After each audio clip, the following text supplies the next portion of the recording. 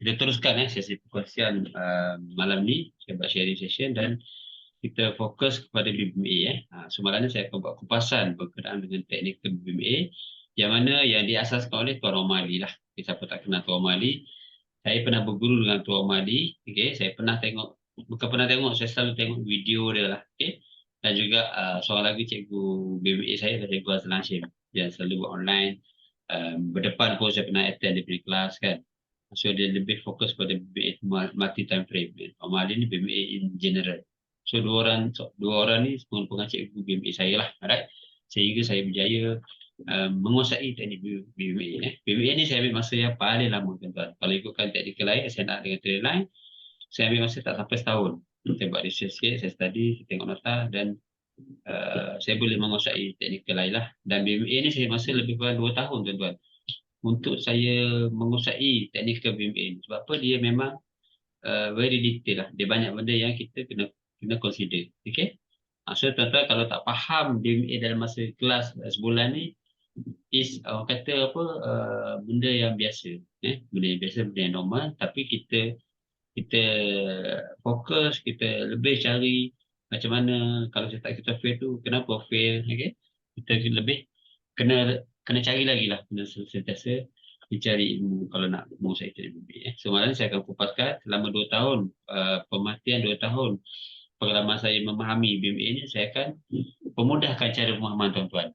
Saya akan apa yang saya faham, saya akan cerita, so tuan-tuan tak payah pergi basic yang terlalu dalam, okay? Terus jam apa yang perlu saja, okay? Apa yang perlu dan terus kita boleh menggunakan dalam kita punya chat. Alright? So tak perlu kita ambil masa macam saya ambil masa 2 tahun. Takkan tuan-tuan nak ambil masa 2 tahun juga untuk masa UA kan. So buang masa, okay, kita pergi jam dan kita pergi fokus kepada ilmu teknikal yang perlu saja. Alright? Okay, so saya akan share sekejap lagi nota BBA yang saya gunakan semasa dalam kelas lah. Alright? Macam biasa. Okay, kita pergi kepada, malam ni kita pergi ke basic dulu tuan-tuan. Kita pergi kepada basic, nanti untuk next class kita pergi lebih dalam, kita pergi macam mana cara kita nak entry. So kita pergi macam mana kita nak make profit menggunakan technical BBA. Alright?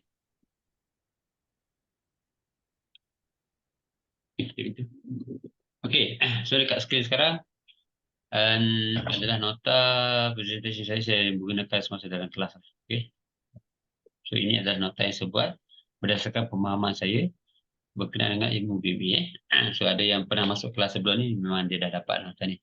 Tapi ada sedikit item yang saya improvise, yang saya tambah, alright? Untuk lebih senang untuk tuan-tuan faham, okay?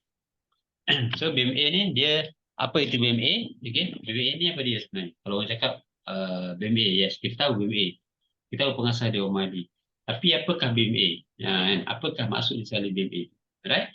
So BMA ini adalah gabungan antara 2 komponen utama. Okay? Yang pertama adalah BB. Yang kedua adalah MA. And so dia combine tu, 2 tu dia jadi BMA. So BB tu apa tuan-tuan? Okay? Dan MA tu apa? So malam ni kita berkenalan. Sebelum kita menggunakan teknik ni, kita lebih perlu kita berkenalan dulu dengan BBMA ni. Okay? Dalam BB ni ada lagi benda lain yang kita perlu belajar. Dalam MA ni ada benda lain yang kita belajar. Very detail. Ini memang masuk ke technical punya knowledge lah. Okay, tuan-tuan kena absorb lah. Kena take note. Kalau ada nota rampai lagi bagus lah. Okay? Tulis secara detail. Alright? So BB tu apa tuan-tuan? BB tu Bollinger Band. Okay, Bollinger Band. Kalau nak pergi detail Bollinger Band, saya ada satu nota lain berkenaan Bollinger Band. Siapa pengasas dia? So macam mana bacaan Bollinger Band dia ambil. Okay? Bila Bollinger Band diperkenalkan, dimasukkan dalam UT4, tapi itu tak perlulah. Kalau nak belajar boleh, tapi saya dalam kelas ni saya tak ajar lah in detail macam tu kan. So kita lebih kepada apa keperluan dia dalam chart. Alright? Yang pertama BB adalah Bollinger Band, yang kedua adalah MA, adalah Moving Average. So kedua-dua ni dia combine, okay? BB adalah Bollinger Band, MA adalah Moving Average. So combination dua-dua item ni, dua-dua elemen indikator ni, dia seorang indikator. Ini dua-dua ni adalah indikator. So kombinasi dua-dua indikator ni, okay, Bollinger Band dengan Moving Average, so dia terhasil lah BB, MA. Okay? Alright? BB untuk Bollinger Band, MA untuk Moving Average, tuan-tuan. Okay? So kita pergi BB dulu. Kita fokus satu. Okay, BB ni apa? BB adalah Bollinger Band. Alright, Bollinger Band ni, dalam Bollinger Band ni dia ada 3 garisan. Bollinger Band ni merupakan garisan lah. Okay, garisan yang merangkumi 3 line ataupun 3 garisan. Dalam kita akan masukkan dalam kita punya chart ataupun kita punya main chart utama kita. Alright. So bila kita masukkan dia akan wujud 3 garisan macam ni. Okey, yang mana yang atas ni kita panggil top BB. Okey, yang atas ni kita panggil top BB. Alright. Ataupun BB atas lah. BB ni untuk Bollinger Band kita panggil top BB. Okey, top BB. Alright. Yang tengah ni, garisan tengah ni kita panggil mid BB. Middle lah. Mid for middle. Mid BB. Sorry, saya sambung sikit. Yang bawah ni kita panggil low BB ataupun lower BB. Lower Bollinger Band. Okey. Alright. Boleh. Atas, top, tengah, mid, bawah, low. So, 3 garisan ni dia akan bergabung. Kita tak boleh kita masukkan Bollinger Band. Kita tak boleh nak guna 2 garisan je. Kita tak boleh nak gunakan atas dengan tengah saja. Ataupun bawah dengan tengah saja. Ataupun atas dengan bawah saja. Tak boleh. Kita masuk Bollinger Band mesti dia ada 3 set garisan. Satu yang atas, 2 yang tengah, 3 yang bawah. Atau kita panggil top BB, mid BB dan low BB. Okey, ini adalah asas Bollinger Band. Alright. Dan setiap pergerakan candlestick adalah di dalam Bollinger Band. Yes, kalau kita tengok. Okey. Kalau sebelum kita belajar wave kan. Kita belajar wave. Wave tu apa? Wave tu adalah pergerakan candle. Okey, sama ada turun ataupun naik. Kan? So, setiap pergerakan ni, dia mestilah berada di dalam Bollinger Band. Di dalam 3 garisan ni. Okey. Dalam 3 garisan ni. Alright. Okey. Kalau kita masukkan indikator Bollinger Band ni, Bollinger Band ni dia akan berada di atas atas candlestick ni kita candlestick bawah candlestick dan juga di tengah candlestick. Okey. Dia ibarat macam channel lah. Okey, channel ataupun kita panggil dia setengah cikgu panggil dia punya ni dipanggil sungai lah. Kita ada sungai. Okey. Dan indikator kita punya candle kita akan bergerak di dalam sungai ni. Okey. Kan. Dia tak keluar, dia tak ada. Okey, dia akan bergerak berpandukan kepada Bollinger Band kita ataupun 3 garisan, 3 komponen garisan. Alright, macam mana dia naik pun, okey, macam dia turun pun, dia mesti berada di dalam 3 garisan ni. Okey, boleh? Alright, itu adalah Bollinger Band ataupun kita panggil sebagai singkatan BB lah. Alright, okey. Ini adalah contoh Bollinger Band. Yang atas ni adalah top BB macam saya cerita tadi. Okay, yang tengah ni kita panggil mid BB ataupun middle BB. Yang bawah ni kita panggil low BB ataupun lower BB. Dia mesti ada 3 garisan. Warna ni kita boleh ubah lah. Warna ni bergantung kepada mata tuan-tuan lah. Apa yang kita selesa guna warna ni. Okay? Warna ni kita boleh adjust. Tetapi mesti ada 3 garisan. Kalau cakap Bollinger Band, dia tak ada 2 garisan. Dan garisan ni adalah dia macam ni. Dia bukan macam trend line kan. Dia bengkok. Kalau trend line kita letak dia, ingat tak trend line sebelum ni. Kalau kita letak dia straight kan. Dia straight. Straight. Ataupun dia naik atas ke dia straight. Dia tak ada garisan macam ni kan. Dia straight atas, straight bawah ataupun dia sideways pun dia straight. Okay, tapi garisan untuk Bollinger Band, dia merupakan garisan yang melengkung. Yang sentiasa bertindak balas terhadap candlestick. Okey. Alright. Boleh. Setakat ni boleh So dia merupakan bacaan untuk setiap batang candlestick. Katakanlah candlestick ni. So bacaan dia kat sini. Okey, candlestick ni. Okey. Bacaan dia kat sini. Dia ada amount bacaan dia. Kita tengok kat sini lah. Okey. Di candlestick ni. Betul So bacaan dia kat sini. Sini bacaan dia. Okey, candlestick ni. Bacaan dia di sini. Dia ada bacaan-bacaan dia. Sebab tu pergerakan dia macam ni. Dia melengkung naik atas. Dia kembang kejap, kucuk, kembang, kucuk ni ada. Dia kembang kejap, dia kucuk, dia kembang. Setiap kembang kucuk dia ni dia membawa maksud. Dia bukan suka-suka. Dia bukan suka-suka kembang. Suka-suka kucuk tak ada. So kembang dia ni ada maksud dia. Kucuk dia ni ada maksud dia. Okey, ni kembang ada maksud dia. Alright. Nanti kita pergi detail. Saya akan cerita semua.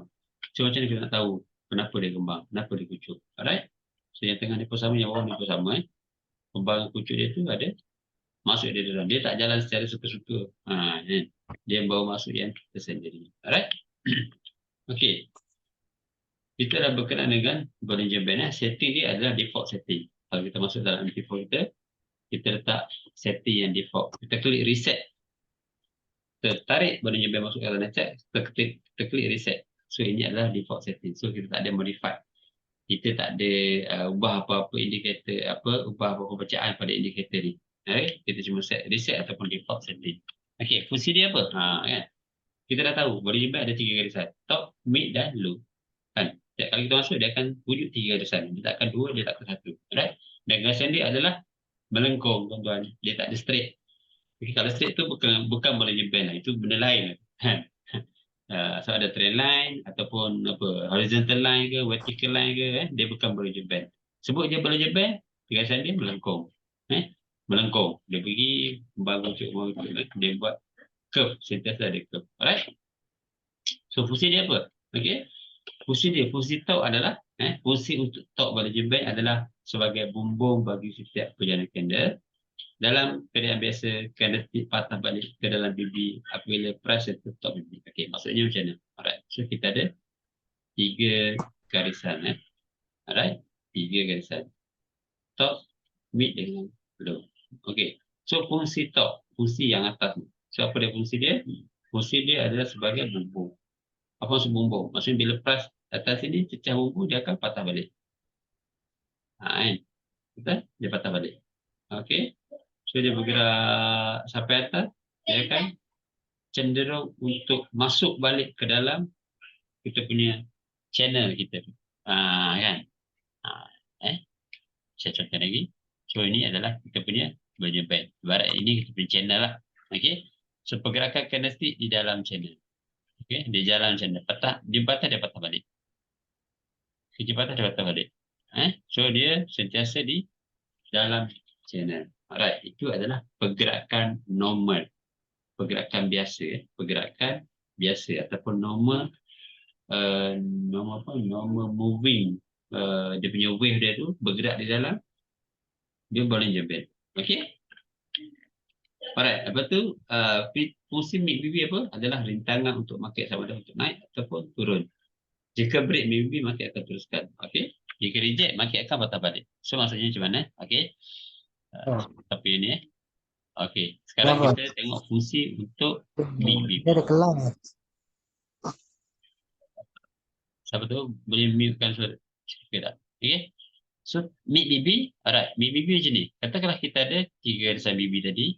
Okey, kita ada 3 garisan BB. Alright.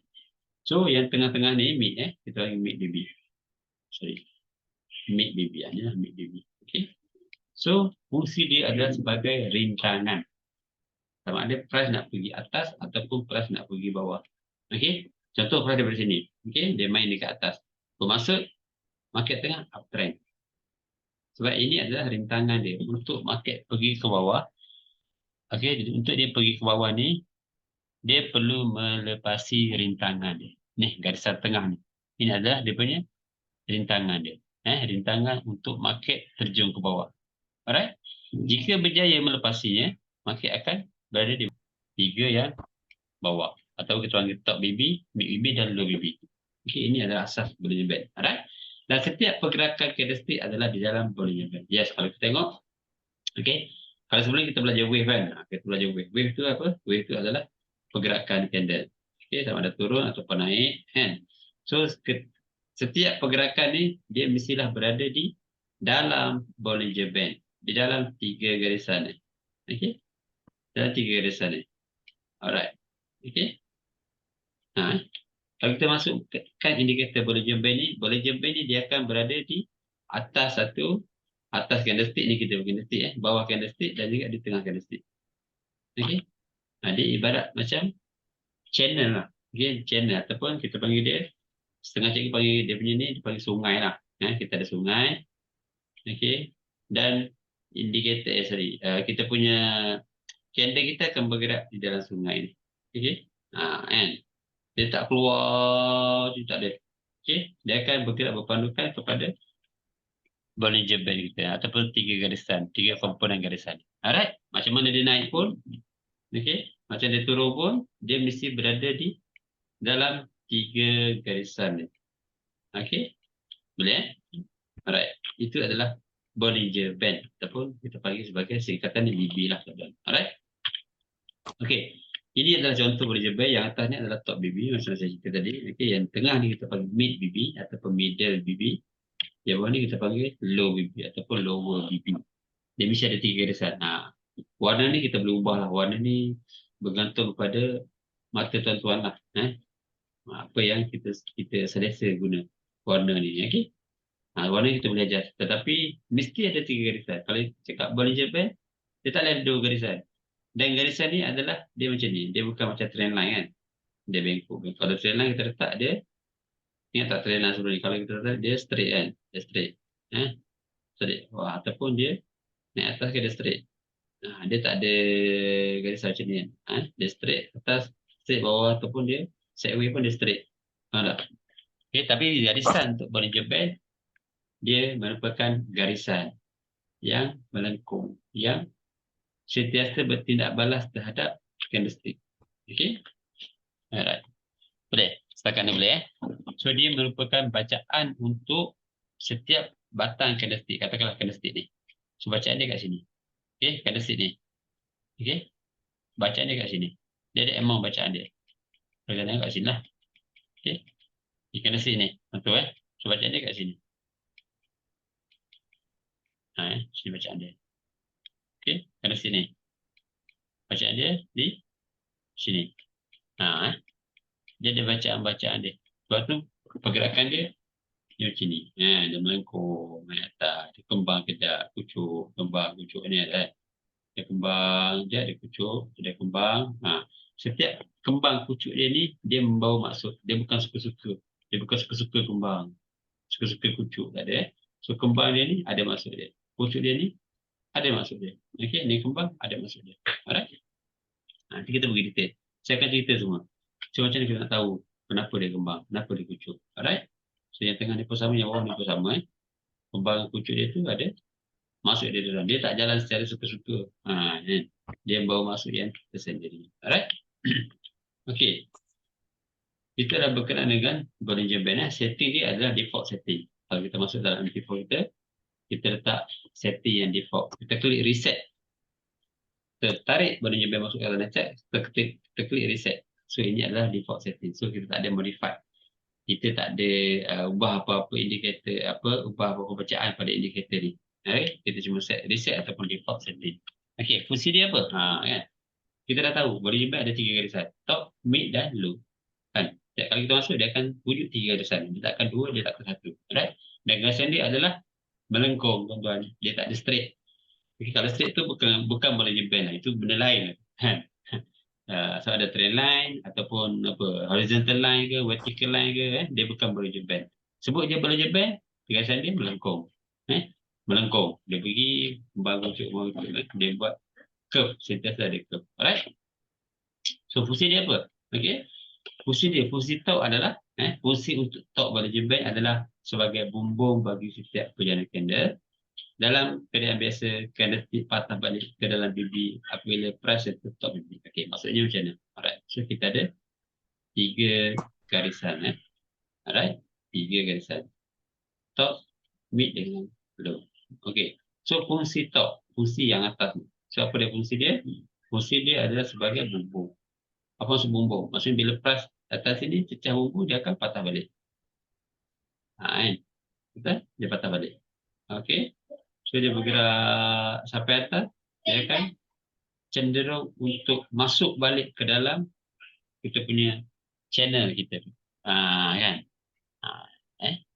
Saya contoh lagi. So ini adalah kita punya Bollinger Band. Ibarat ini kita punya channel lah. Okay? So pergerakan candlestick di dalam channel. Okay? Dia jalan channel. Dia patah, dia patah balik. Dia patah, dia patah balik. So dia sentiasa di dalam channel. Alright, itu adalah pergerakan normal. Pergerakan biasa. Pergerakan biasa ataupun normal normal moving.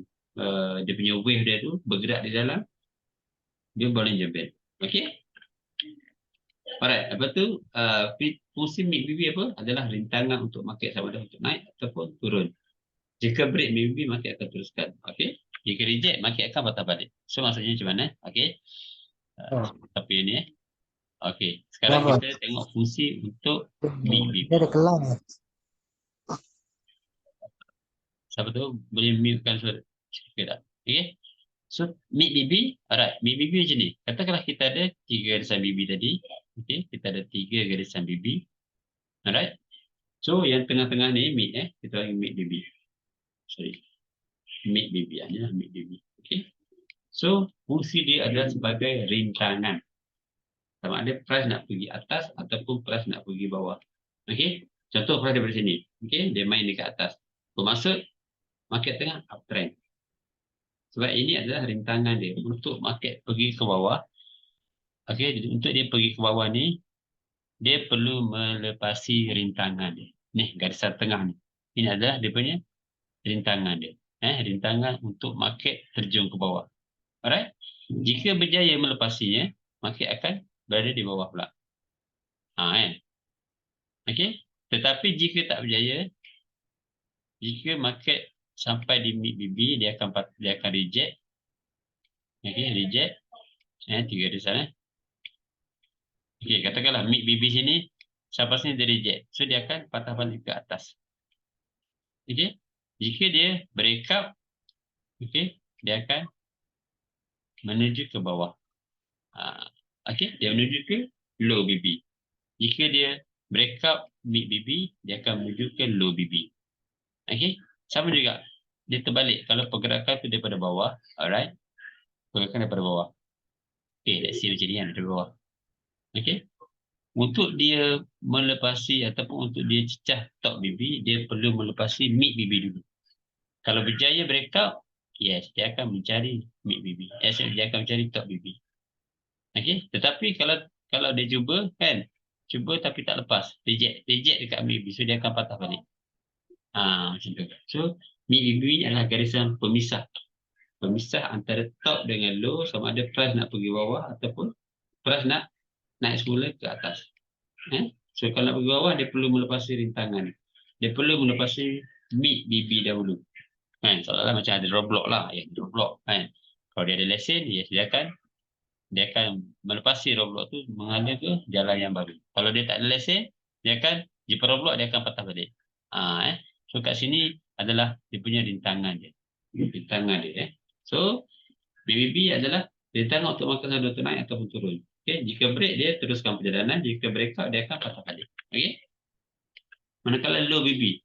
BB adalah sebagai lantai bagi setiap berkena. Yes, kalau tadi top BB sebagai bumbung, okey. Top BB sebagai bumbung, low BB ni sebagai lantai dia. Okey, maksudnya macam mana? Alright. Sama juga kita ada 3 garisan. Okey, 3 garisan Bollinger Band, okey. Right, let's say kat sini dia daripada market uptrend. Okey, untuk nak pergi ke low BB, dia perlu melepasi mid BB dulu kan. Okey, bila lepas mid BB, dia akan mengalir ke lantai ataupun mengalir ke low BB. Sampai low BB dia akan patah balik. Patah balik.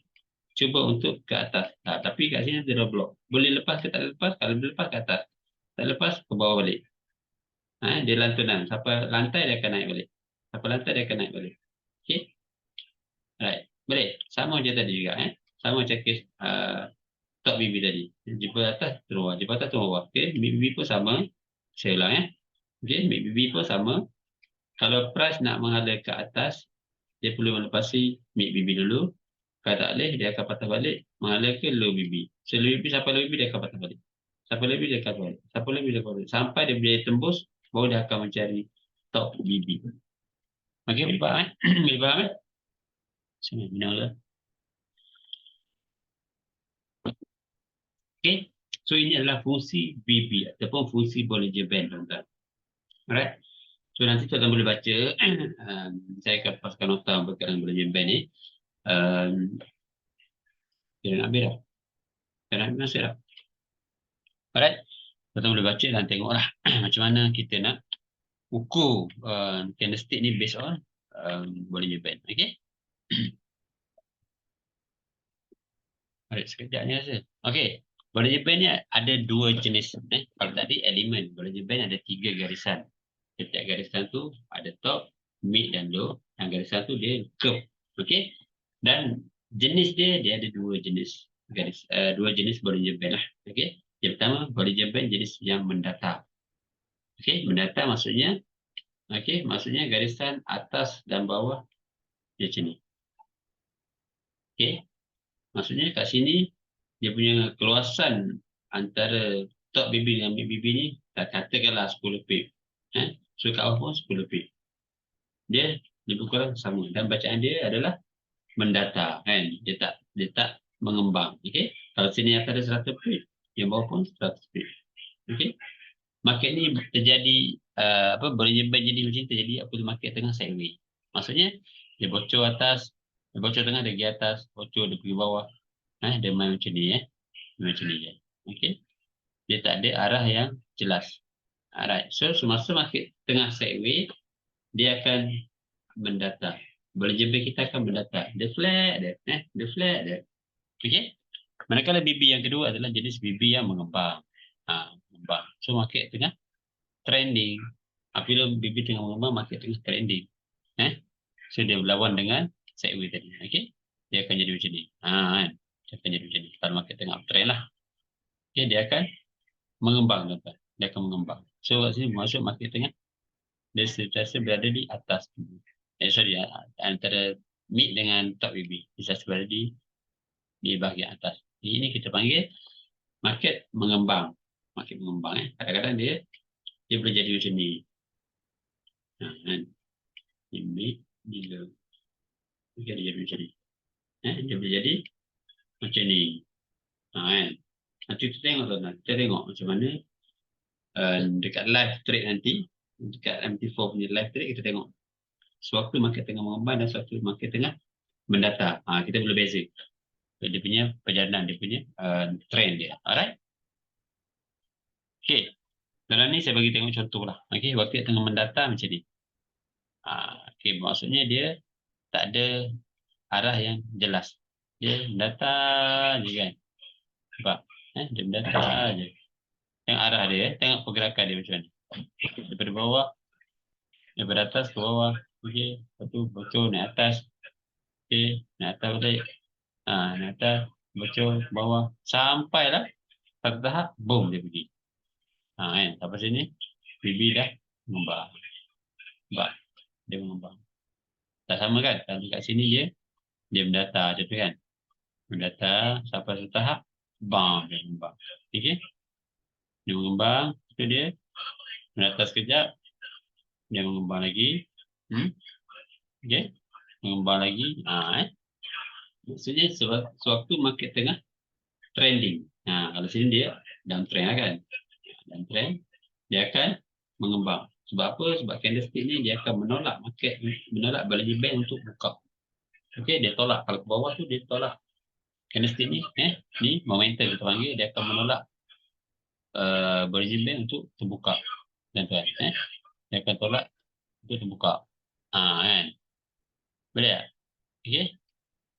Sama juga kalau di atas dia akan menolak market untuk buka. Kalau bawah pun dia akan menolak market untuk menolak dia punya Bollinger Band untuk membuka. Maksud pergerakan dia tengah kuat. Dia tengah ada momentum. Dalam BBA kita panggil dia momentum. Nanti kita pergi momentum. Spec by spec, elemen by elemen nanti kita pergi. Alright? So kita dah perkenalan dulu dengan Bollinger Band. Okay? Alright. Dalam tadi kalau kita ni menggunakan laptop atau menggunakan PC lah. Yang contoh kedua ni menggunakan phone. Okay, menggunakan phone So BB mendata macam ni. Mendata. Okay. Yang ini adalah BB mengembang. Setelah ni dia akan mengembang. Okay. Boleh. So dua jenis ataupun dua type of BB mendata dengan mengembang. Alright. Mendata, mengembang. Sama ada mengembang ke atas atau mengembang ke bawah. Okay. Boleh. Okay. Tadi sangat ke? Sebab ini baru basic. Kita tak payah pergi dalam sangat. Alright. Ketika market dengan downtrend, okay, semua candlestick berada di mid BB. Di bawah mid BB. Sorry. Di bawah mid BB maksudnya candlestick tu, okay, kita ada 3 garisan tadi. Okay, kita ada 3 garisan tadi. Okay, sewaktu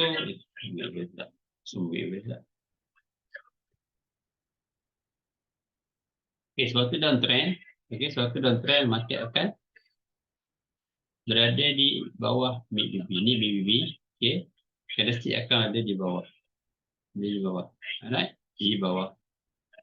Okay, berada di antara mid dan low. Yes, ni mid dan low kan. So kalau market atau candlestick berada di antara mid dan low, kita tahu ini adalah market tengah downtrend. Sebab apa? Sebab dia tak berjaya untuk pecah ke atas untuk mengalir ke top BB. Kan? Kalau dia mengalir ke top BB, dia berjaya, dia akan buat uptrend. Okay?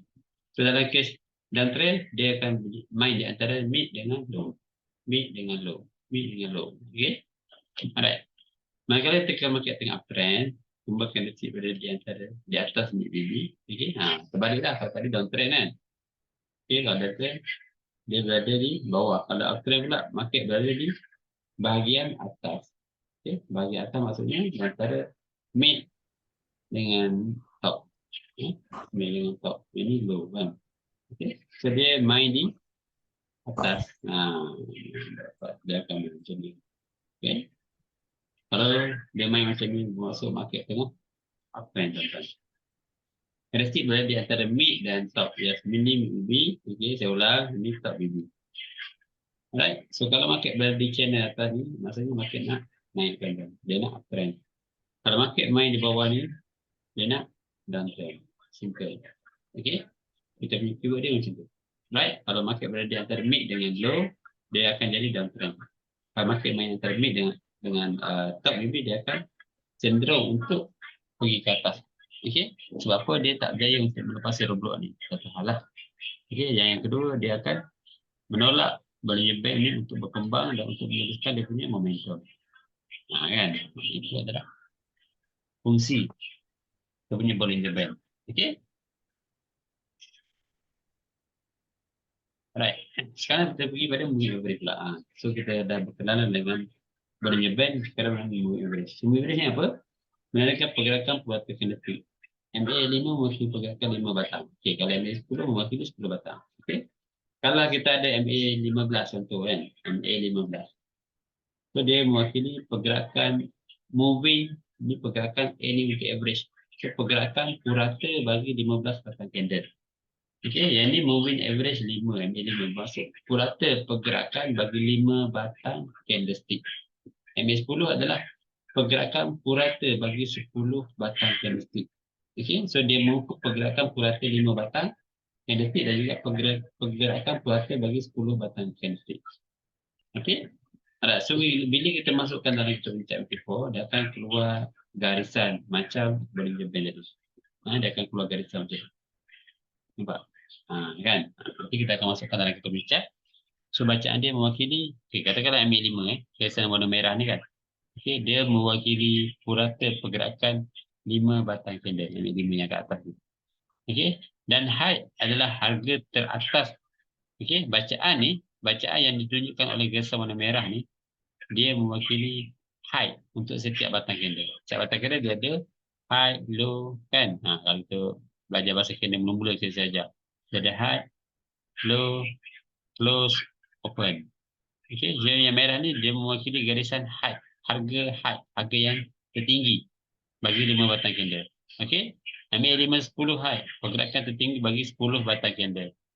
Okay, ambil 5 low, pergerakan terendah bagi 5 batang candle. MA 10 low, pergerakan terendah bagi 10 batang candle. Dia diwakili oleh garisan moving average tuan-tuan. Okey, garisan moving average dia mewakili pergerakan purata bagi 5 batang dan 10 batang candle. Alright. Boleh. Okey, so kita tuliskan lagi. Alright, ini adalah setting. Nanti saya akan share dalam nota. Tuan-tuan boleh masukkan setting ini dalam chart MP4 tuan-tuan. So dia akan jadi macam inilah. Dia akan jadi full setup untuk ini. Kita pernah lewat ni.